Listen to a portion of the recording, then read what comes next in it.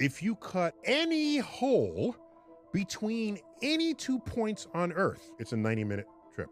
Hold on, let me fact check Neil deGrasse Tyson real quick. Let's assume we send the cat through an arbitrary tunnel through the Earth. Make some assumptions here, like there's no air resistance, there's no friction, and no cats were harmed during this excursion. Now let's do the physics. We start by labeling an x-axis that goes through the tunnel. Then we label the position of the cat at an arbitrary radius away from the center at an arbitrary position along the tunnel. We label these as x and r. Now using Newton's shell theorem, we can derive the force of gravity that acts on the cat when it is inside of the Earth. This force is actually proportional to the radius, so it increases with increasing radius. Which means as the cat goes from the radius of the Earth all the way to the center of the tunnel, then the force on it is decreasing in magnitude. Now the direction of the force is always centripetal, so it's pointing towards the center. But since the cat is confined to move along the tunnel, then we only care about the force's x component. Trigonometry tells us that the x component is actually just gmm divided by r cubed times x. Now we assume that the y component of the force is cancelled by some normal force by the ground rock. But if you think about it, this kind of force is proportional to your position. That's just the spring force, which means we get simple harmonic motion. And if we solve Newton's second law for simple harmonic motion, we get the period of oscillation, which is related to the radius of the Earth